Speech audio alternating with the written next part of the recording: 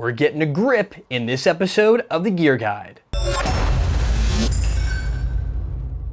So PTS Syndicate has been hard at work since SHOT Show 2015, pumping out all the things you saw there on the showroom floor.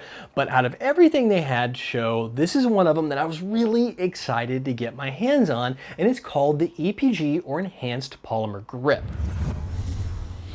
Now the EPG comes in two versions, two styles, and two colors, and yes, that sounds confusing, but it's actually not. So it comes in an AEG version like you see here, or a gas blowback version for you guys running GBBRs. They also have two different styles of these grips, one with the backstrap, which is the standard EPG, or just the regular enhanced polymer grip. And there's also the EPG-C, which is the compact, which ditches this back portion for a lower profile. And in both of those models and versions, you can get it in two different colors. You can get it black and flat dark earth. So no matter what style you're running on your gun, you have an option that fits for you.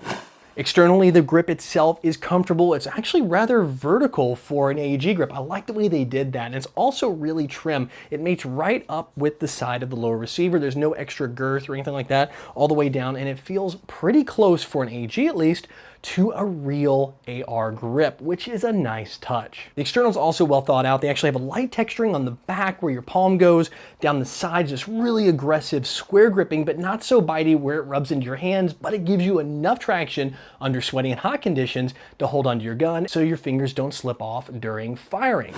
So the bottom of the grip is open and vented for heat dissipation for using a higher power motor or for long airsoft sessions. And you also have a brass motor adjustment screw here to move the motor up and down. And the best part about this screw is they've really thought this out. They've added a little bit of plastic into the actual screw that goes in for the motor adjustment, so it stays in place. So when you set it, it doesn't vibrate back out. And a lot of grips have that problem, whether they're factory or aftermarket. That brass on brass over time will kind of loosen up, and usually you have to put some Loctite on there to resolve the problem. But PTS thought ahead and took care of that.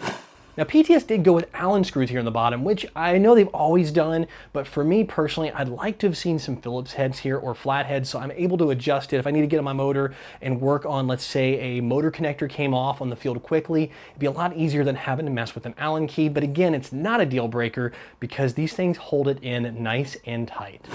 And to round out this grip, I'll tell you, there's one thing I really liked about it out of all of it, is I'm having a lot of trouble finding a motor grip that will accept some of the new longer high-end motors like the Tinleys or the ASG Ultimate motors, which are fantastic motors, but because they're so long, they don't really fit in a lot of grips out there on the market. Well, guess what?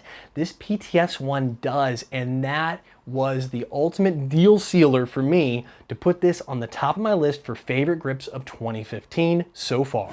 So guys, if you were looking for an upgrade grip on your AEG, definitely take a look at the PTS Enhanced Polymer Grip. You can get the gas blowback version for around $17.95, and you can get the AEG version for $19.95 anywhere PTS products are sold. So guys, I want to know, grips are often overlooked. Usually you just get the one on your gun and that's what you kind of stick with. Are you guys fans of totally tricking out your gun down to the grip, or do you think it's a little excess and kind of wasteful spending? For me, having a grip that really does something makes a big difference. I like the fact that this one fits longer motors and has that anti-back out screw for the motor adjustment. Those are two things that make it the ultimate upgrade for just 20 bucks. But enough about what I think. I want to know what you guys think. Is it worth it or is it not? Let me know in the comment section below. Well guys, that's it for this episode of the Gear Guide. I'll be back in the next one where I review the new trend in motor grips made entirely of granite.